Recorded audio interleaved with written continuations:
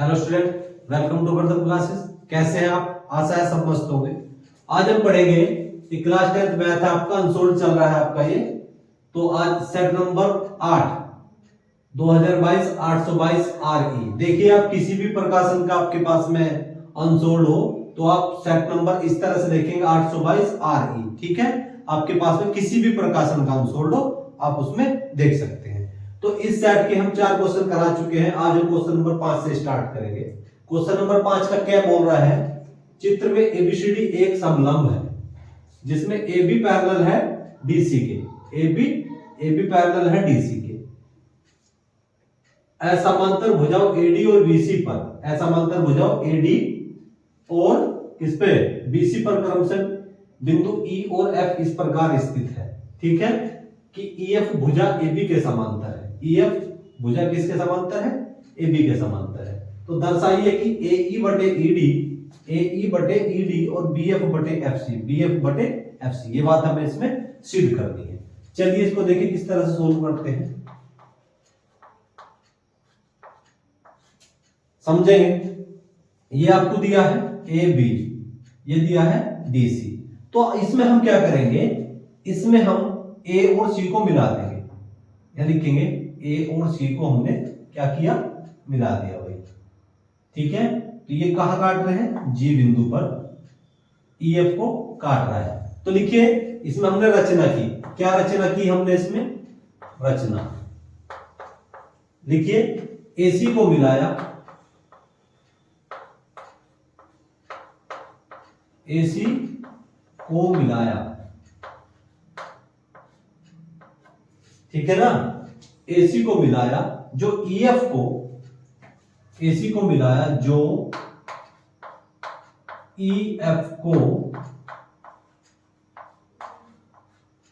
EF को बिंदु G पर काटती है। ठीक है ना? इसमें क्या है? AC को मिलाया जो EF को बिंदु G पर काटती है। अब देखिए इसकी उत्पत्ति हम किस तरह से करेंगे। सबसे पहले तो आप ये देखिए, AB पैरेलल है EF के, AB समांतर है EF के और EF समांतर है DC के। तो आप यहां लिखेंगे चित्र से, लिखिए AB समांतर है किसके? EF के। AB समांतर है EF के और EF समांतर है DC के। EF समांतर है DC के। तो अब हम इसमें क्या करेंगे? सबसे पहले आप इसमें देखिए, समकोण त्रिभुज बनेगा। समकोण त्रिभुज ADC में, मतलब त्रिभुज ADC में। तो लिखिए त्रिभुज ADC में। ADC में क्या है? देखिए ADC में तो लिखेंगे EG पैरेलल है DC के। ADC में EG पैरेलल है DC के। ठीक है, EG पैरेलल है DC के।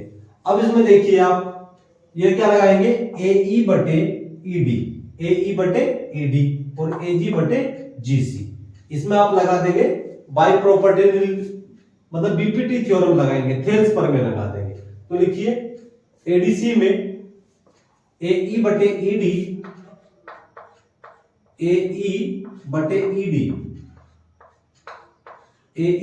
ED बराबर किसके हो जाएगा? AG बटे GC। AG बटे GC, ये होगी जी समीकरण नंबर फर्स्ट। समीकरण नंबर फर्स्ट आप समझेंगे आप। अब आप देखिए, अगला त्रिभुज दिया है क्या? ABC में या CBA में। तो ये लिखिए पुनः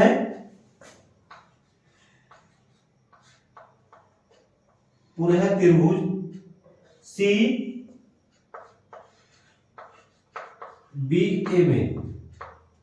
CBA में। तो देखिए CBA में क्या है समझेंगे।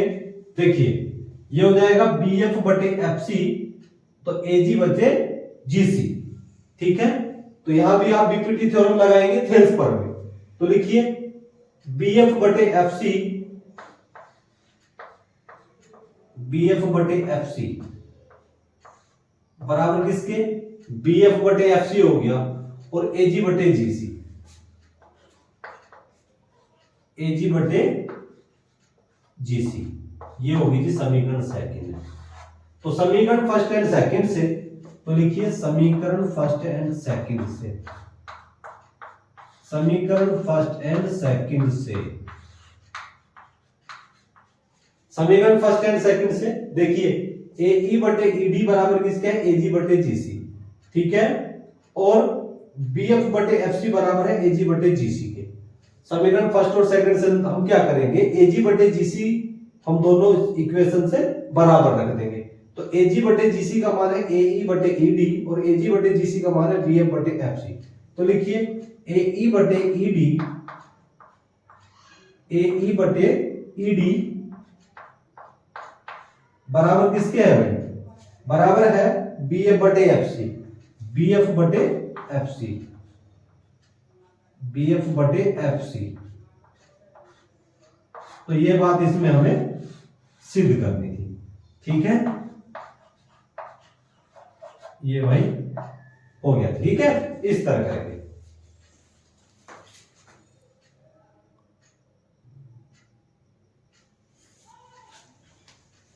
अब देखिए 5 का 6 पॉइंट देखें, द्विघात समीकरण under root 3x² minus 11x plus 8 root 3 बराबर 0 के मूल ज्ञात कीजिए। हमें इसके मूल ज्ञात करने हैं।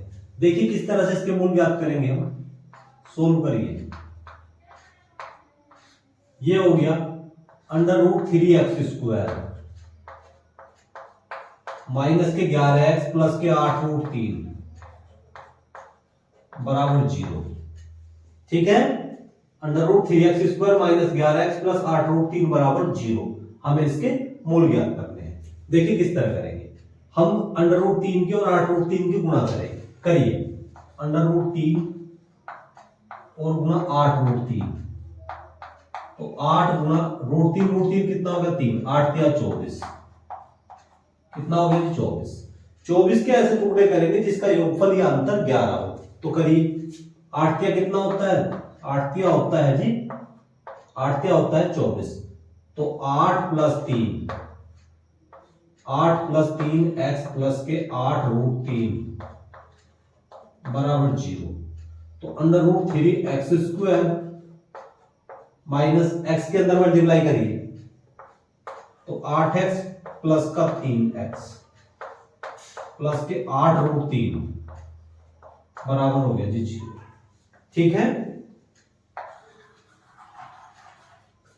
समझेंगे। अब ये क्या हो गया, माइनस के अंदर मल्टीप्लाई कर दूंगा, तो अंडर रूट 3x² माइनस का 8x और यहां कर दूंगा माइनस का 3x प्लस के under root 8 plus under root 3 बराबर 0। यहां से यहां तक मैं कॉमन ले सकता हूं x, क्या कॉमन ले लूंगा, x कॉमन ले लेंगे। चलिए भाई, या थोड़ा सा और सोल्व करिए, चलिए इसको, अंडर रूट 3x² माइनस का 8x माइनस का 3 को मैं लिख सकता हूं इस तरह से, अंडर रूट 3 और under root 3 x plus 8 root 3 बराबर 0।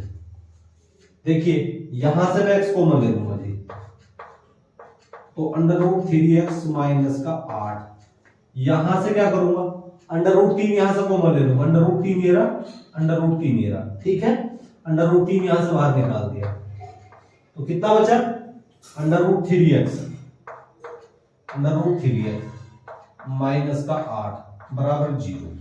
तो under root 3x minus 8, under root 3x minus 8, तो अंडर रूट 3x माइनस का 8 और क्या है x माइनस अंडर रूट 3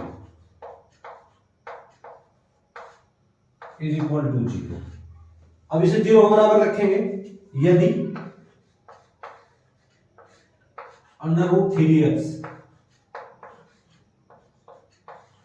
तो अंडर रूट 3x बराबर 8, ठीक है, इसको रखिए, यदि अंडर रूट 3 बराबर 0, तो √3 बराबर किसके हो गए भाई? x बराबर हो गया √3 के। ठीक है, इसको और देखिए, ये कितना होगा? √3x - 8 बराबर 0। तो √3x बराबर किसके होंगे? 8। तो x बराबर 8/√3, x बराबर 8/√3 और x बराबर √3, x बराबर √3। तो x के जो मान होंगे वो कौन कौन से होंगे? एक तो √3 और 8/√3। ठीक है, आप इसको इस तरह करेंगे।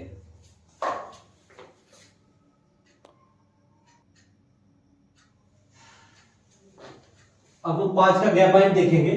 4.2 सेंटीमीटर त्रिज्या वाले धातु के एक ठोस गोले को पिघलाकर 6 सेंटीमीटर त्रिज्या वाले एक ठोस बेलन के रूप में ढाला जाता है। बेलन की ऊंचाई ज्ञात कीजिए। देखिए हम इसको किस तरह करेंगे। दिया है 4.2 सेंटीमीटर त्रिज्या वाले धातु के एक ठोस गोले को पिघलाकर, तो आप मान लेंगे तो क्या, तो लिखिए गोले की त्रिज्या r बराबर, गोले की त्रिज्या कैपिटल R मान लेंगे आप। गोले की त्रिज्या r बराबर 4.2 सेंटीमीटर, 4.2 सेंटीमीटर। अब हमें निकालना क्या है? गोले का आयतन निकालना है। क्या निकालना है? गोले का आयतन। गोले का आयतन, गोले का आयतन क्या होता है? 4/3 पाई r क्यूब, 4/3 पाई r क्यूब। ये हो गया भाई 4/3 पाई। r क्यूब क्या मतलब हो जाएगा? क्या r है आपका 4.2, 4.2 की घात 3, 4.2 की घात 3। ठीक है, अब समझेंगे। अब वो बोल रहा है कि एक ठोस गोले को पिघलाकर 6 सेंटीमीटर त्रिज्या वाले एक बेलन के रूप में ढाला जाता है। बेलन की ऊंचाई ज्ञात कीजिए। तो आप क्या करेंगे? अब मान लेंगे, माना बेलन की ऊंचाई h, बेलन की ऊंचाई h सेंटीमीटर तथा त्रिज्या r बराबर, तथा त्रिज्या r बराबर किसके? 6 सेंटीमीटर।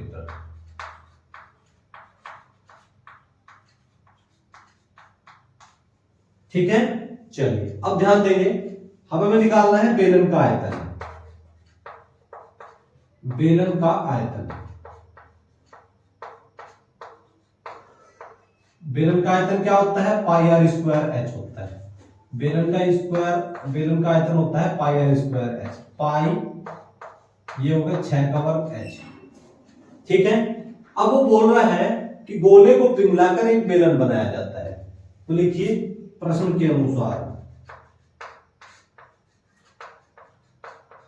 प्रश्नानुसार क्या है? लिखिए गोले को पिघलाकर, गोले को पिघलाकर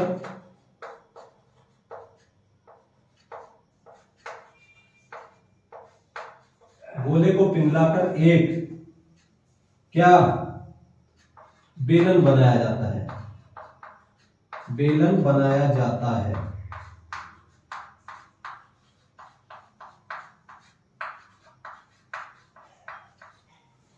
गोले को पिघलाकर एक बेलन बनाया जाता है। तो लिखिए गोले का आयतन,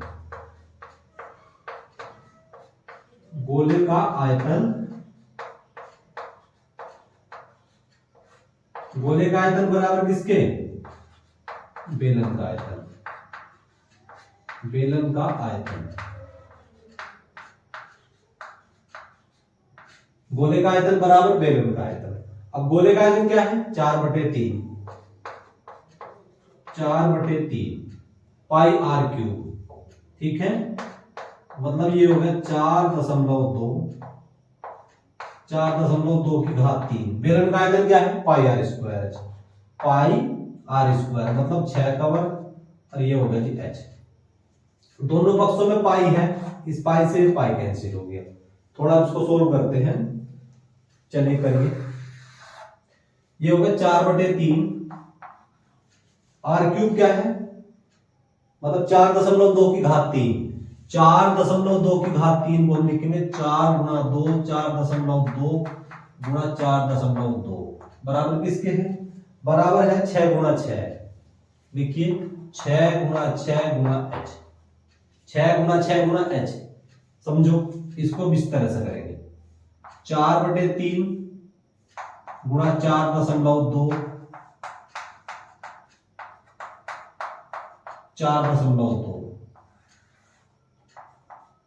ये होगा 6 गुणा 6, 6 गुणा 6 बराबर किसके, h के, बराबर किसके है, h के। दशमलव हटा करके देखिए, दशमलव हटा के एक जीरो लगा दी नीचे, दशमलव हटा के एक जीरो नीचे लगा दी, और दशमलव हटा के एक जीरो नीचे लगा दी। ठीक है, चलिए अब ये हो गया 4 गुणा 42 गुणा 42 गुणा 42 बटे किसके, 3 गुणा 6 गुणा 6 और गुणा कितना हो गया, नीचे है 1000, 3 जीरो बराबर किसके, h के।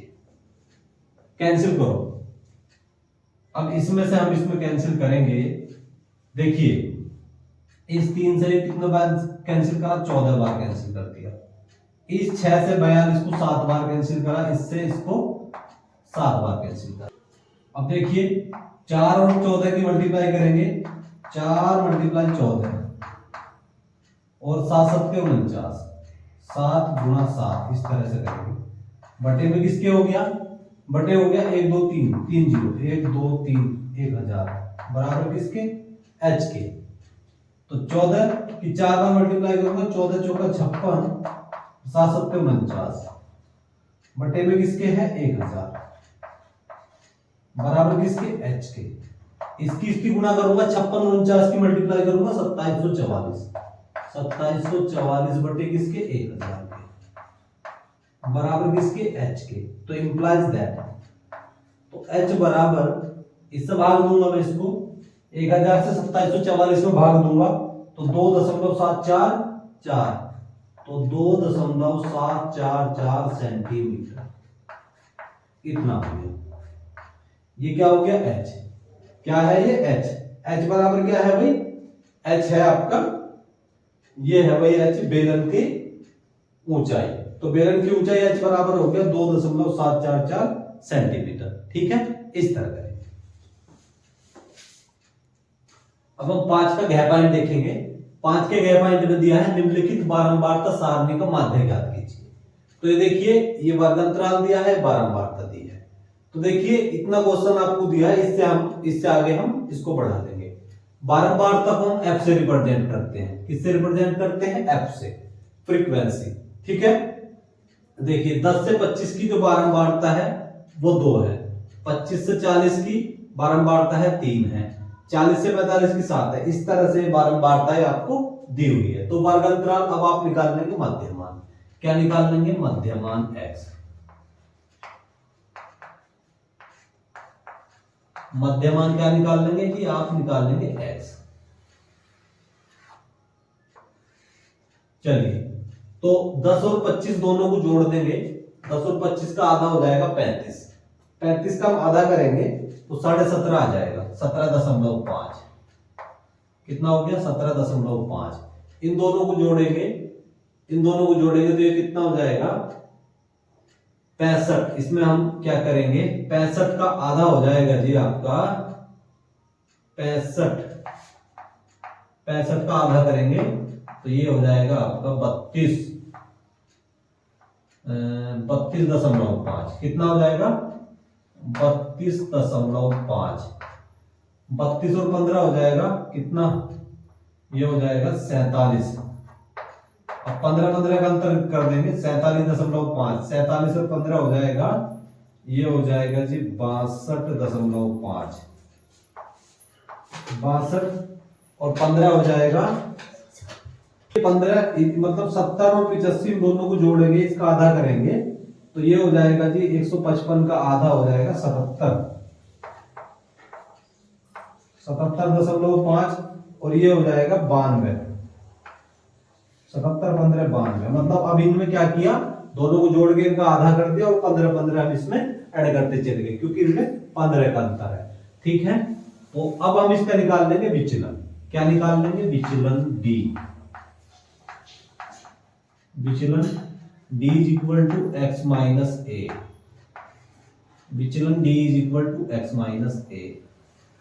ठीक है, चलिए f और d का मल्टीप्लाई करेंगे। सबसे पहले आप विचलन निकाल लेंगे, इनमें से किसी एक को आप a मान लेंगे। चलिए हमने ये वाला a मान लिया। तो 17.5 में से 62.5 घटाएंगे तो ये हो गया माइनस के 45। माइनस के 45, ये हो गया माइनस के 30, ये माइनस के 15, ये हो गया 0। ठीक है, इसमें से घटाऊंगा तो प्लस का 15। हम क्या कर रहे हैं, सब में से, इन सब में से x में से हम 62.5 घटा रहे हैं, तो प्लस का 15 और ये हो गया प्लस का 30। अब आप क्या करेंगे, f और d की मल्टीप्लाई करिए। f और d की आपने मल्टीप्लाई कर दी, करिए भाई f और d की। f और d की मल्टीप्लाई करेंगे। f और d की मल्टीप्लाई कैसे करेंगे, f ये है आपके पास में 45 दूनी 90 हो गया माइनस का, 30 दिया 90 माइनस का, 15 सत्ते 105 माइनस का, 6 की 0 मल्टीप्लाई कर दी 0, 8 की 15 15 8 120 और 30 चौका 120 प्लस का 120 होगी। ठीक है, चलिए इनका योगफल निकाल देंगे आप। क्या निकाल लेंगे, योगफल। योगफल ये हो गया सिग्मा एफ। सिग्मा एफ क्या हो जाएगा, जोड़ेंगे इसको, 2 और 3 5, 5 7 12, 12 6 18, 18 और 4 22, 22 8 30। तो ये हो गया जी, योगफल हो गया 30। सिग्मा एफ कितना हो गया, 30 हो गया। अब हमें निकालना है sigma F D. Sigma F D, तो सिग्मा एफ डी कैसा हो जाएगा, चलिए सिग्मा एफ डी देखिए, हम प्लस का देखेंगे। सबसे पहले ये हो जाएगा जी 5। सबसे पहले हम इसको इस तरह से लिख लेंगे, सिग्मा एफ डी हो गया, एक तो हो गया जी 5, 5 9 9 18, 18 और 10 कितना हो गया, 18 और 10 हो गया 28, तो माइनस के 228। क्या हो गया, माइनस के 228 प्लस का 240। ठीक है, तो अब हमें क्या करना है, माइनस के 285 प्लस के 240। 240 में से 285 घटाएंगे तो माइनस के 45 हो गया, माइनस का 45। अब हमें क्या निकालना है, हमें निकालना है समांतर माध्य। तो निकाल लेंगे समांतर माध्य। समांतर माध्य का फॉर्मूला होता है a plus sigma F D upon sigma F. तो सिग्मा एफ डी, ए का मान क्या है भाई, ए था आपका 62.5। क्या था, ए का मान 62.5 रखिए, 62.5 प्लस सिग्मा एफ डी कितना आया, माइनस का 45। माइनस के 45। सिग्मा एफ कितना है, सिग्मा एफ है जी 30। तो 62.5 माइनस 30 से 45 को भाग दूंगा तो माइनस का 1.5। 62 में से 1.5 घटाऊंगा तो 61 इसका आंसर आ जाएगा। ठीक है, इसका समांतर माध्य कितना हो जाएगा भाई, 61। तो आज ये हमारा क्वेश्चन नंबर 5 कंप्लीट हो गया। आशा है आपको समझ आया होगा। यदि मेरे द्वारा पढ़ाने में आपको कोई बेनिफिट हो रहा हो तो प्लीज चैनल को लाइक शेयर एंड सब्सक्राइब करें, ताकि हमारे आने वाली वीडियो को नोटिफिकेशन आपको मिलता रहे और आप अपनी अच्छे से बोर्ड एग्जाम की तैयारी करते रहे। अब हम आपसे मिलेंगे नेक्स्ट लेक्चर में, तब तक के लिए जय हिंद जय भारत।